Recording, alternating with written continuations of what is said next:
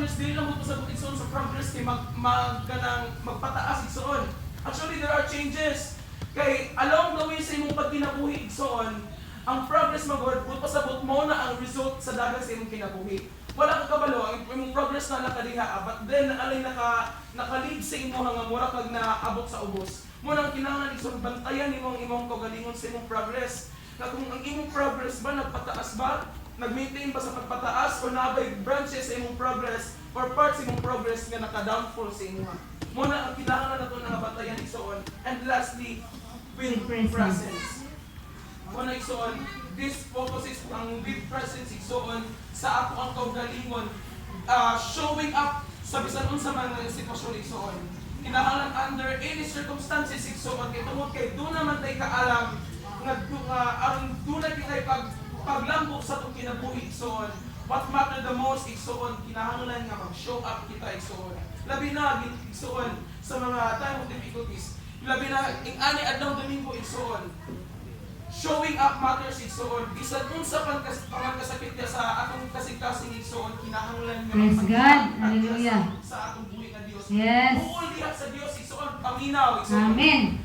Pagduol niya sa Dios, kay mao kana ang gusto sa Dios nga mahitabo ka nato. Just imagine igsoon, ang Dios mao ang kahayag, mao ang posti kita ang tao igsoon.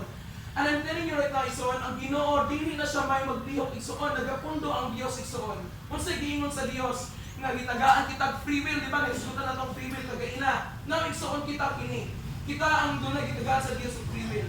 Now ang Dios mo ang kahayag. I'm sorry, pero kinahanglan ako ni tapusan kay importante kayo nga mato sa itong kinabuhi. Kung kinahanglan nga ang atong pagpamilya dili na magmato sa tayo. Hallelujah. Apply sa itong kaugalingon. Ang Dios mo ang kahayag, busak kinahanglan igsoon. Kung ikaw ang tao, ang Dios mo ang kahayag, bisan pa man daghan ka pagsulay, kinahanglan nga moduol ka sa kahayag. Kaya di ba, imagine, once you get closer to the light, the more nga ma-visualize mo or ma-visualize ang mga butang sa imong palimot. But the more nga you separate yourself from God, igsoon, the more nga wala kayo maklaro sa imong Praise God. Hallelujah. Busa igsoon sa katong mga kulungan nga gipang share na ko karon, unta na nga inyong ma-apply igsoon. I-engage Amen. Hallelujah. Okay. Let us live. Praise God. Hallelujah. A mark nga to sa bantang Yes. Okay.